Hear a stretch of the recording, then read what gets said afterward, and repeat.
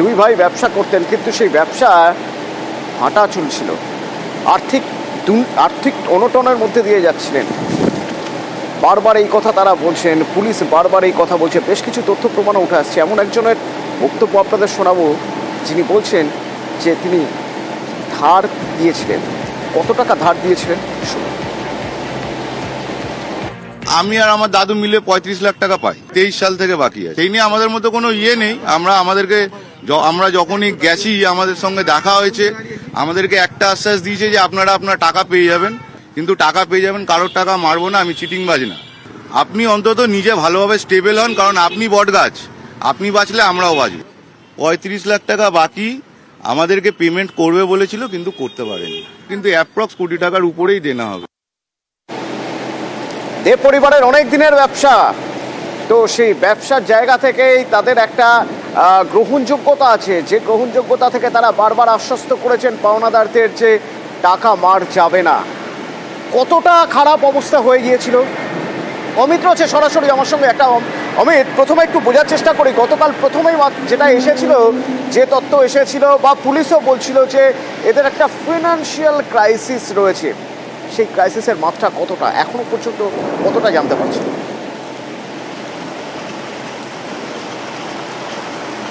এখনো পর্যন্ত যে সমস্ত তথ্য সামনে এসছে বা পুলিশ যেটা পেয়েছেন, তাতে দেখা যাচ্ছে যে এই দে পরিবারের প্রায় কোটি টাকার ওপরে বাজারে একটা ঋণের বোঝা তৈরি হয়েছিল।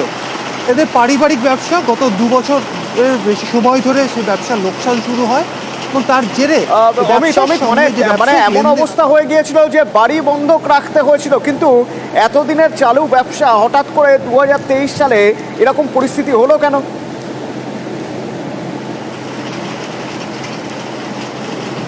মূলত এখনো পর্যন্ত যে তথ্য আসছে যে এই যে দুই ভাই, তাদের যে কোম্পানি রয়েছে, তারা মূলত লেদার গ্লাভস বিভিন্ন বিদেশে তারা রপ্তানি করে থাকেন।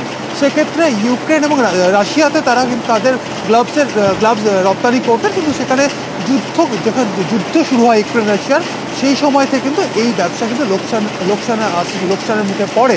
এমনকি যারা পাওনাদার রয়েছেন তারা যেটা জানাচ্ছেন যে এই 2023-এর আগে তাদের সঙ্গে আর্থিক যে লেনদেন ঠিকঠাকভাবেই ছিল, কখনো কোনো বকেয়া তাদের ছিল না। কিন্তু 2023 সালের পর থেকে তারা এই দুই ভাইয়ের যে ব্যবসা রয়েছে বা এই কোম্পানি রয়েছে, তারা লোকসানের মুখে পড়ে এবং তারপর থেকে কিন্তু বিভিন্ন যারা ব্যবসায়িক লেনদেন যাদের সঙ্গে হতেন, তাদের বকেয়া হতে শুরু করে। অর্থাৎ তারা কাঁচামাল নেবার পরে তার বিনিময়ে যে টাকা দেওয়ার কথা সেটা তারা দিয়ে উঠতে পারেনি, বা কাউকে কিছুটা দিলেও অনেকটা বড় অঙ্কের টাকা থেকে গিয়েছে। সেক্ষেত্রে বাড়ি বন্ধক দেওয়ারও একটা কিন্তু পরিকল্পনা করেছিলেন দে পরিবার, এমনটাও কিন্তু উঠে আসছে।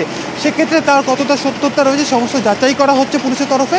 ইতিমধ্যে যে সমস্ত ব্যাংকে এই তাদের কোম্পানির যে অ্যাকাউন্টগুলো রয়েছে বা তাদের নিজস্ব যে অ্যাকাউন্টগুলো রয়েছে, সেখানকার যে আর্থিক যে লেনদেন হয়েছে বা সেখানে অর্থ কত ছিল, সেই সম্পর্কেও কিন্তু তথ্য ইতিমধ্যে জোগাড় করার কাজ শুরু করেছে আধিকারিকরা। তথ্য জোগাড় করার পাশাপাশি আর কি নতুন তথ্য রয়েছে?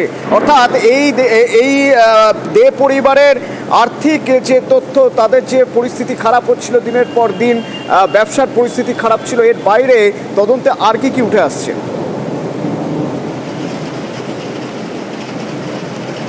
এবার তদন্তের যে বিষয়টা, অর্থাৎ দে পরিবারের বাড়িতে দে পরিবার দুই বৌমার দু হাতের শিরা কাটা অবস্থায় দেহ উদ্ধার, রক্তাক্ত অবস্থায় দেহ উদ্ধার হয়েছে। এই দেবারেরই ছোট মেয়ে নাবালিকা, তার মুখ থেকে গ্যাসগুলা বেরিয়ে সেও বিছানাতে পড়েছিলেন এবং তাকেও মৃত অবস্থায় পাওয়া যায়। অন্যদিকে এই দে পরিবারের দুই ছেলে এবং তাদের বড় ছেলের যে ছেলে রয়েছে, অর্থাৎ সে নাবালক, তারা এই মুহূর্তে হাসপাতাল চিকিৎসাধীন রয়েছেন। তাদের গাড়ি দুর্ঘটনার মুখে পড়ে। সেই দুর্ঘটনা কীভাবে হলো, এটা আদতেও দুর্ঘটনা নাকি তারা নিজেরাই গিয়ে ধাক্কা দিয়েছিলেন? এবং বাড়িতে যে দেহগুলি উদ্ধার হয়, অর্থাৎ ছুরি দিয়ে হাত কাটা অবস্থায় পেপার কাটিং নাইফ ব্যবহার করা হয়েছে, 3 তলার ঘরের বিভিন্ন জায়গাতে রক্তের ব্লাড স্টেন বা রক্তের দাগ রয়েছে, 3 তলা থেকে ছুরি পাওয়া যায়, 2 তলার ঘরে দেহ পাওয়া যায়।